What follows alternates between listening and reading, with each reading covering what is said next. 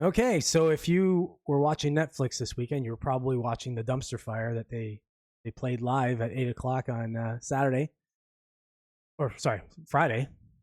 It's my days.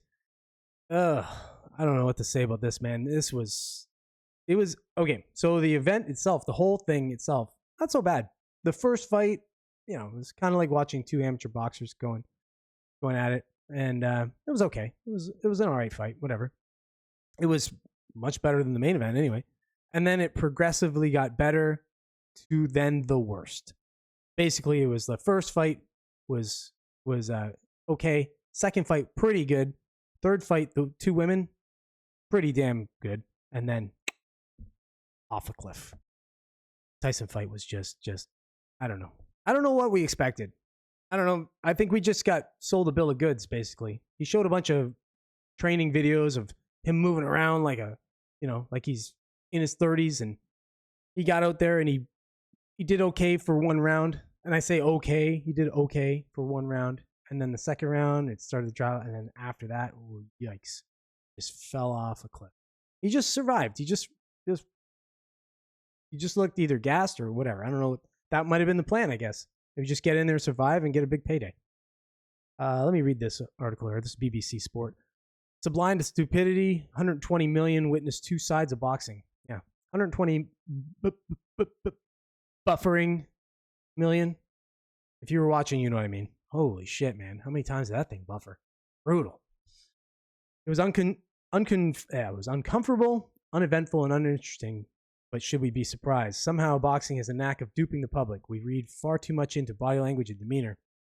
Can be swayed by a slap at a weigh-in, or live in a fantasy land powered by nostalgia. At 27, Jake Paul was young enough and athletic enough to see off a 58-year-old Mike Tyson, who was well past his best before the turn of the millennium, and maybe well before that. As a limited boxer, he was unable to get rid of a former world champion who had forgotten more about the sport than Paul will ever know. So the YouTuber turned fighter said to be wearing shorts costing upwards of $1 million and encrusted with nearly 400 diamonds kept Tyson at bay in a boar fest. The traditionalists who criticized the event have been vindicated.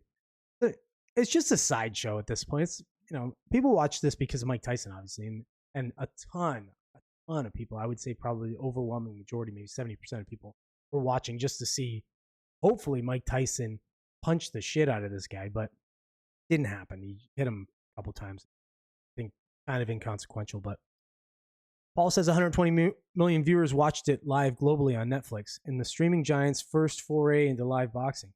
Netflix later stated 60 million households around the world tuned in for Tyson against Paul. But this was still a poor look for the sport. Before the stupidity in Texas, however, came the sublime when Katie Taylor and Amanda Serrano battled out another classic. Irish woman Taylor, who beat the Puerto Rican in 2022, edged another close win. That was bullshit, by the way. If you're watching that, that's the female fight. It was a headbutt fest. Taylor just kept headbutting her. And deliberately, look it up, deliberately. She deliberately headbutted her the one time, for sure. Split her eye all up. And then they gave her the nod. I don't know. It's stupid. That's boxing, though. Like, if you've been watching boxing for any amount of time, you know it's 50-50 on whether they get it right. It's basically stupid. Netflix said 50 million households globally watched Taylor beat Serrano, and it will likely go down as the most watched professional women's sporting event in U.S. history.